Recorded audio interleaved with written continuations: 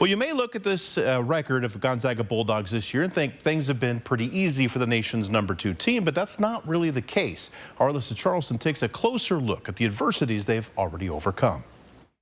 One loss stands by itself on Gonzaga's record this year. It was to Michigan back in November.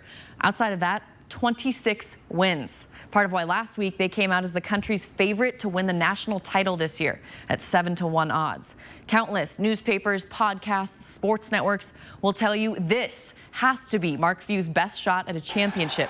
It doesn't sound crazy if you know how successful this program has been, but it is crazy when you look at all the losses on their roster this year. Let's start with Killian Tilly. In October, we found out he had a cleanup knee surgery. He missed the first 4 games, and it's a big hit when you have 8 new faces joining the team, and he is your beacon of offense. A lot to figure out and a lot to make up for.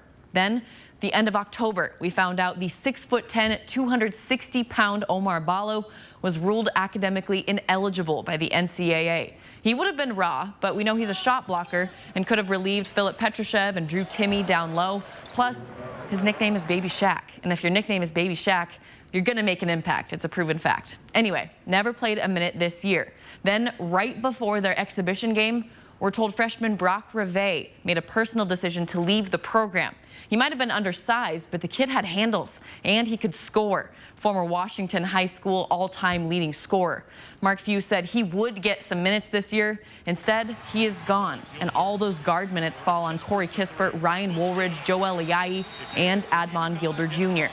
Because they also lost freshman Anton Watson. He could play guard and forward, but he sprained his ankle in November, missed a few games, then a recurring shoulder problem where he kept dislocating it led him to need surgery, and he's out for the year. They lose nearly 5 points and 3 boards a game, plus a great defender. He only played in 15 of their 27 games.